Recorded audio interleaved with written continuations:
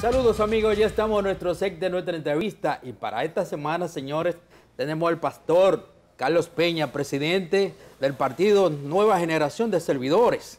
Bueno, un placer. Bienvenido, Carlos, al filo. Gracias, saludarles a ustedes por la producción de este programa, saludar a su audiencia y desde aquí esperar que le demos un contenido que se sientan ellos orgullosos de haber dedicado el tiempo que van a dedicarle a esta entrega.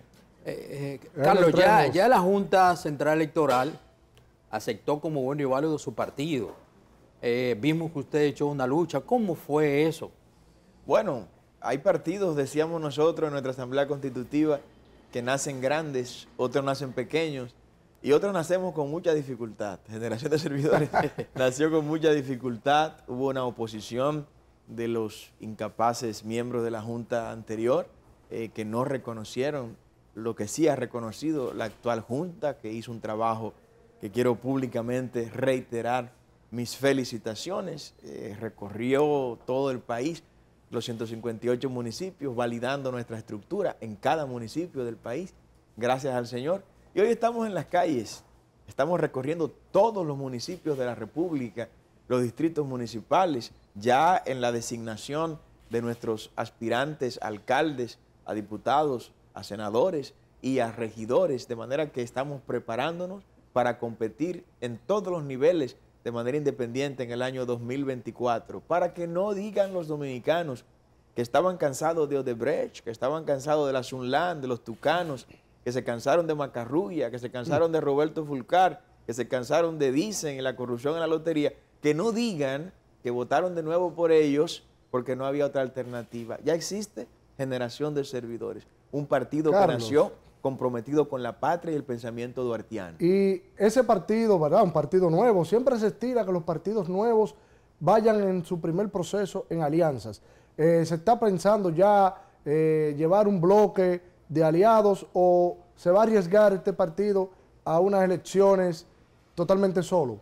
Bueno, es que cuando tú analizas contra quiénes vamos a competir, tú tienes que admitir que tenemos mucha ventaja por delante. Por ejemplo, cuando vas a competir contra Alexis Medina, cuando vas a competir contra Jean Alain Rodríguez, cuando vas a competir contra Fernando Rosa, vas a competir contra la corrupción de Odebrecht, que todo eso es PLD, cuando vas a competir contra el regalo del patrimonio del Estado, cuando vas a competir contra Félix Bautista, contra Víctor Díaz Rúa, contra la corrupción en los Tucanos, contra el regalo de Sanssouci, que es la fuerza del pueblo, o cuando vas a competir con el PRM, que es lo mismo que competir con los 400 millones de pesos que se desaparecieron del programa Supérate, que es lo mismo que competir contra el Dicen de la estafa en la lotería. Competir contra el PRM es competir contra Miguel Gutiérrez, el diputado que está preso por narcotráfico del PRM. Es lo mismo que competir contra directores generales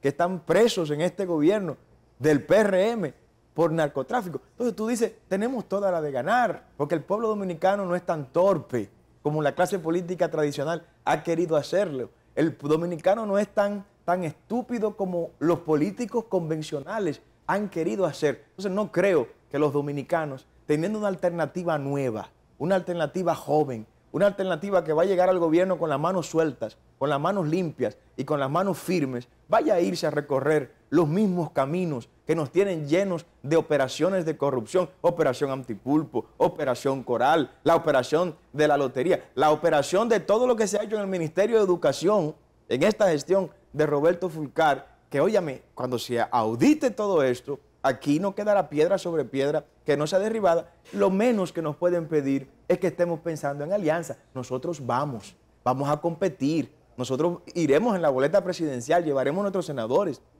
nuestros diputados, nuestros alcaldes y nuestros regidores. Y en el discurso que llevará toda nuestra gente, estará a poner en la palestra, si usted quiere más de lo mismo, pues váyase para allá, váyase con el antiguo régimen. Por eso decimos que ni los que estaban, ni los que están. Ni reelección, ni regresión, ni el pasado, ni este presente triste que nos ha subido, por ejemplo, la canasta básica familiar en más de un 40%.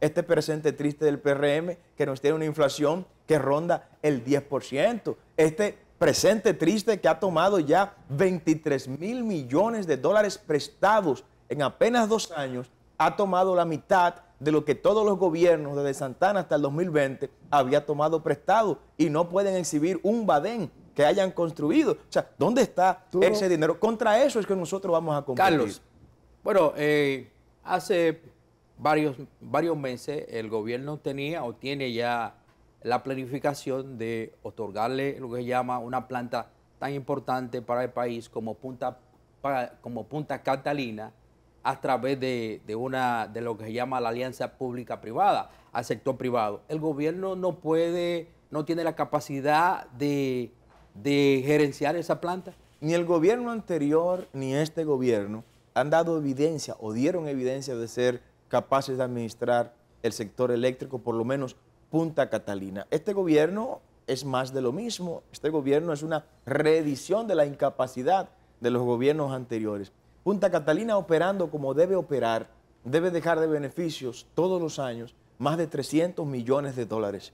Pero como quienes administran son unos incapaces, son unos ineptos. ¿Y a dónde va ese dinero, Carlos? No, es que no va el dinero. Lo que ocurre es que la planta pasa la mayor parte de su tiempo fuera de servicio, además de unos contratos que todavía existen, que vienen desde el gobierno pasado, que continúan en este gobierno, porque esta administración del PRM está secuestrada por la popicracia. Aquí hay una ricocracia que gobierna y para quien se gobierna en perjuicio de las grandes mayorías.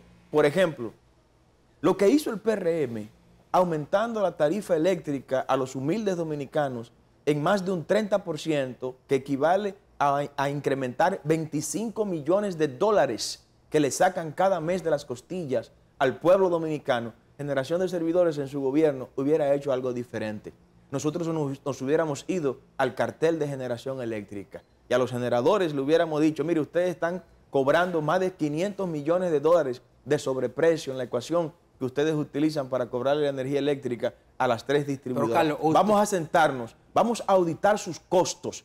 ¿Dónde está esa auditoría de costos? El PRM, sin auditar los costos de los generadores, sin validar que lo que ellos están cobrando a las 3 distribuidoras era cierto o no era cierto, le cargaron el dado a los pobres dominicanos. 25 millones de dólares más nos están quitando cada mes. Carlos, pero ese mismo discurso lo tenía el PRM antes de llegar al poder.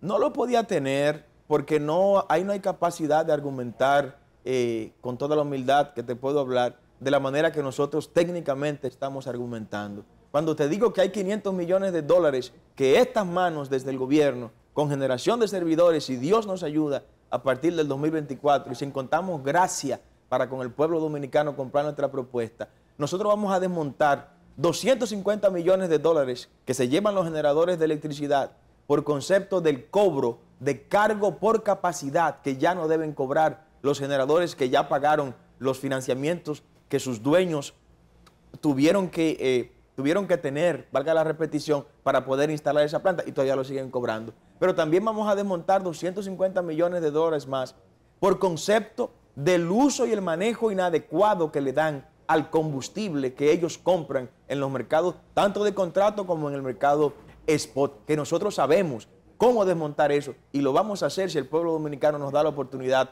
para en el 2024 dirigir Carlos, la rienda del Estado dominicano. Vemos que todos los meses, cada 3 meses, hay como una baja, una caída en la calidad del servicio eléctrico. La última vez le quisieron achacar eso incluso hasta una serpiente que se coló ahí en una planta. Y nuevamente estamos sufriendo otra vez los apagones. ¿Qué es lo que está pasando en el gobierno? Que no saben dar una respuesta concreta al Estado, a nosotros, los ciudadanos, de qué es lo que está sucediendo. ¿Por qué tantos apagones? Ni los que estaban, ni los que están en capacidad de administrar la cosa pública. El sector eléctrico, su problema debió estar resuelto hace mucho tiempo.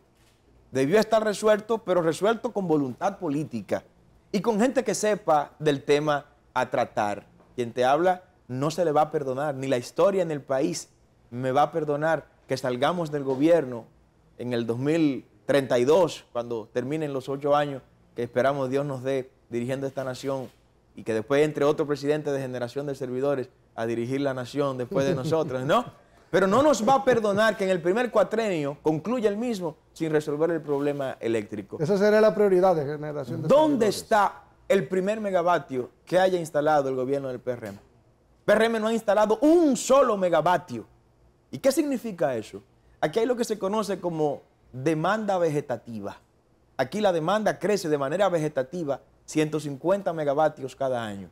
Esto significa que en el año 2022 debemos tener 150 megavatios más que lo que tuvimos en el año 2021. O sea que estamos produciendo déficit. Es un déficit insatisfecho. El incapaz gobierno anterior no tuvo la aptitud de abastecer por lo menos 1.500 megavatios que dejó acumular todos los años. ¿Y Punta Catalina Cuando entonces, entró qué fue? Punta Catalina, no debieron entrar 740 megavatios. Debieron entrar 1.800 megavatios, no los 740 de Punta Catalina nada más. Por lo cual, a eso hay que agregarle los déficits de esos 150 megavatios cada año. Me explico. En un gobierno de 4 años se debe instalar por lo menos 300, 600 megavatios, por lo menos, en un gobierno de 4 años. Luis Abinader, el PRM, para abastecer la demanda de energía eléctrica que se va a producir de manera adicional solo en sus 4 años, debe instalar 600 megavatios. Pero hay 1.500 megavatios atrasados. O sea que para poder abastecer la demanda real y acumulada en República Dominicana, hay que instalar por lo menos 2.200 megavatios. Y este gobierno no ha instalado un solo megavatio en 2 años. Y las plantas que licitaron para el norte van a entrar en el caso hipotético y remoto de que inicien en el año 2027. O sea que el PRM ya está quemado y fracasado en materia energética. Eso partiendo de que empiecen hoy. En el caso hipotético y remoto de que inicien en este momento. Por lo cual, al pueblo dominicano que no espere mejoría alguna en el sector eléctrico, que esperen mayores aportes. O sea que la gente que vende inversores y plantas pueden emprender en ese negocio. ¿Nosotros qué planteamos? Nosotros planteamos la independencia energética. Primero, cada dominicano que se quiera desconectar del sistema y quiere instalar sus propios paneles solares para ser autosuficiente en materia energética, nosotros le vamos a eliminar el 100% de los impuestos. Hoy se tiene que pagar por lo menos un 50 o un 60% de impuestos por un panel solar que ustedes compren. En nuestro gobierno vamos a modificar la ley 57-07, de la cual soy coautor cuando fui diputado, para que todo el que quiera instalar un aerogenerador en su casa o en su finca o en su tierra, en su potrero, en su conuco, lo instale y no haya que cobrarle ningún impuesto por eso. El que quiera desconectarse de las infernales EDES, de los ineptos que la están administrando, y yo sé de paso, han aumentado las pérdidas de manera desproporcional en tan solo 2 años, que se desconecte y que instale sus paneles solares libres completamente del pago de impuestos. La soberanía energética es una meta de generación de servidores como partido. Vamos a iniciar los primeros proyectos de producción de hidrógeno verde en República Dominicana. Donde quiera que haya una buena y gran desembocadura de un río importante, sea al Océano Atlántico, sea al Mar Caribe, en ese mismo lugar vamos a tomar esas aguas que ya no tienen más utilidad que irse al mar, le vamos a inyectar energía eléctrica a esas aguas por el proceso de hidrólisis que se utiliza para generar hidrógeno, y con ese hidrógeno verde vamos a reemplazar los combustibles fósiles que utilizan nuestros generadores de electricidad y que utiliza nuestro parque vehicular, para dejar de ser nosotros importadores netos de combustibles fósiles y convertirnos entonces en exportadores y productores de hidrógeno verde. Algo que ningún político tradicional ni convencional puede hablar de eso, porque no conoce de eso, pero si lo conociera, tampoco daría este tipo de propuesta, porque sabe que estaría combatiendo sectores que lo tienen de las manos atadas, como de manos atadas está el gobierno del PRM. No te rompería con muchos intereses. Recientemente el gobierno tenía o tiene la planificación de por lo menos traspasar algunos fondos que le sobraron a algunas instituciones porque no tienen los capítulos. La quieren pasar a otra. ¿Cuál es su opinión referente a un tema que tuvo aquí en el tapete? El tema que más irritó fue el traspaso de los fondos, algunos 4.000 y pico de millones de pesos a otra institución. ¿Cuál es su opinión del Ministerio de Educación a otra institución? Bueno, el pueblo dominicano tiene ahora varios escenarios sobre el tema de educación. Primero, alguien que gobernó la nación y le dijo a la nación que un 4% era demasiado para la educación. Una gente que haya dicho eso, ¿y quién fue ese? Pues no tiene derecho a volver a gobernar una nación. Pero estamos ante un gobierno que teniendo el 4%, le está diciendo a los dominicanos, te lo voy a robar, porque no sé qué hacer con ese dinero. Y ellos lucharon para eso. En un momento, pues pero fue una lucha hipócrita, fue una lucha de simulación, porque ellos no creen en la educación. Y una muestra de que el PRM no cree en la educación es haber puesto a Roberto Fulcar como ministro de Educación. Esa es la muestra más fehaciente de eso. Pero también una muestra clara de que no creen. Pero Roberto Fulcar no es un gremialista, profesor. Pero bueno, de eso estamos llenos, de eso estamos llenos. Aquí se necesita gente que cuando vaya a las posiciones públicas resuelva que a esta altura de juego, a horas de iniciar el nuevo año escolar, nos están faltando 187,000 butacas. O sea, no hubo tiempo para planificar la compra de esas butacas y para que se fabricaran en cada municipio las butacas y no tenerla que importar de China o importarla de Taiwán o importarla de Vietnam o comprarse la gente del PRM que tienen almacenes. Perdón, Ariel, ¿está usted de acuerdo con los $500 que se va a otorgar? Sobre todo, se le va a dar a los colegios, según el ministro de Educación, los colegios privados, aquellos estudiantes que no tienen cupo en la escuela pública. Yo estoy de acuerdo con que los niños estudien, sea como sea. Y si después de la incapacidad mostrada por el PRM, la falta de planificación de este desgobierno, se ha llegado a este estado de cosas, hay que buscarle una salida. Ahora vean lo siguiente, detrás de cada bono o ayuda social que el gobierno entrega, lo que hay es una gran evidencia de mucha incompetencia de quienes gobiernan. Este gobierno está plegado de incompetentes, llenos de incapaces, llenos de personas que nunca debieron asumir Carlos, un puesto ¿cómo usted puede criticar la cosa pública? La ayuda social cuando tenemos deudas acumuladas? Cada gobierno deja una deuda acumulada. ¿Cómo entonces usted resuelve esa situación? Lo que ocurre es que si apoyo eso de la manera que usted quiere que yo lo apoye, no, como dice el pueblo, usted me estaría diciendo que me haga de la vista gorda ante una incapacidad de 2 años para construir las aulas. Tuvieron 2 años para construir las aulas que faltaron. ¿O no?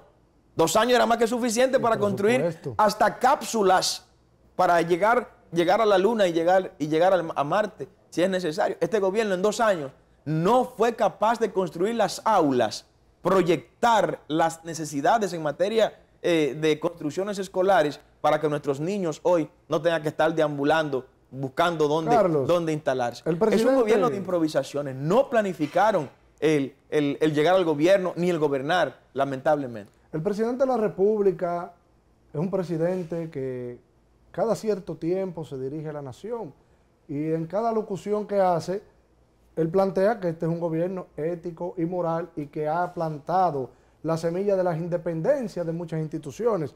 Y ellos han dicho que tienen ahora una Cámara de Cuentas independiente, un Ministerio Público independiente, pero estamos viendo ahora escándalos, sobre todo ahora en la Cámara de Cuentas. ¿Tú crees en esa independencia de estas instituciones? ¿Cuál es tu parecer? Y si tú en un gobierno tuyo, ¿mantendrías eso o volverías al esquema de que haya un consenso entre los partidos para elegir todas estas entidades? Este gobierno es antiético, tan antiético como los gobiernos anteriores que hemos tenido. Es un gobierno simulador, es un gobierno mentiroso, es un gobierno que aplica bastante bien lo que Festinger y Macoby, 2 pensadores de la comunicación, definen las tácticas de distracción.